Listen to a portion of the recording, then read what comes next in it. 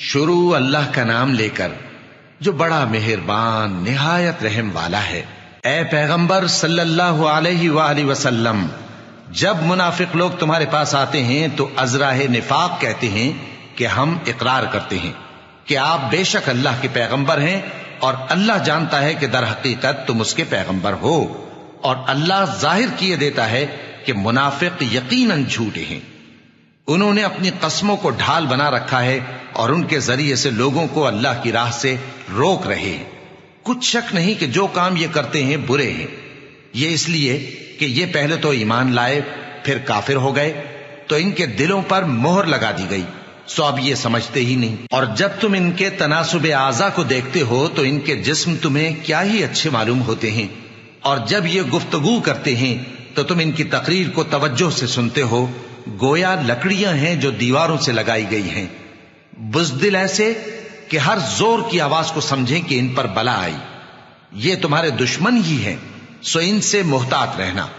اللہ ان کو ہلاک کرے، یہ کہاں بہکے پھرتے ہیں۔ اور جب ان سے کہا جائے کہ آؤ رسول اللہ صلی اللہ علیہ وآلہ وسلم تمہارے لیے مغفرت مانگیں، تو سر ہلا دیتے ہیں، اور تم ان کو دیکھو کہ تکبر کرتے ہوئے رکے ہی رہتے ہیں۔ تم ان کے لیے مغفرت مانگو یا نہ مانگو، ان کے آگے برابر ہے، اللہ ان کو ہرگز نہ بخشے گا، بے شک اللہ نافرمان لوگوں کو ہدایت نہیں دیا کرتا۔ یہی ہیں جو کہتے ہیں کہ جو لوگ رسول اللہ صلی اللہ علیہ وآلہ وسلم کے پاس ہیں ان پر کچھ خرچ نہ کرو یہاں تک کہ وہ خود بخود بھاگ جائیں،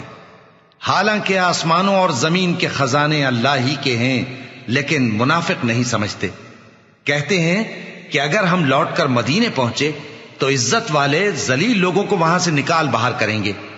حالانکہ عزت اللہ کی ہے اور اس کے رسول صلی اللہ علیہ وآلہ وسلم کی اور مومنوں کی، لیکن منافق نہیں جانتے۔ مومنوں، تمہارا مال اور اولاد تم کو اللہ کی یاد سے غافل نہ کر دے،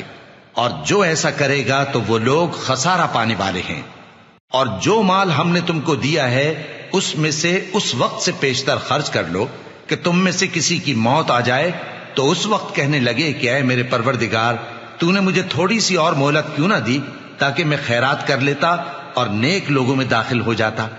اور جب کسی کی موت آ جاتی ہے تو اللہ اس کو ہرگز مہلت نہیں دیتا، اور جو کچھ تم کرتے ہو اللہ اس سے خبردار ہے۔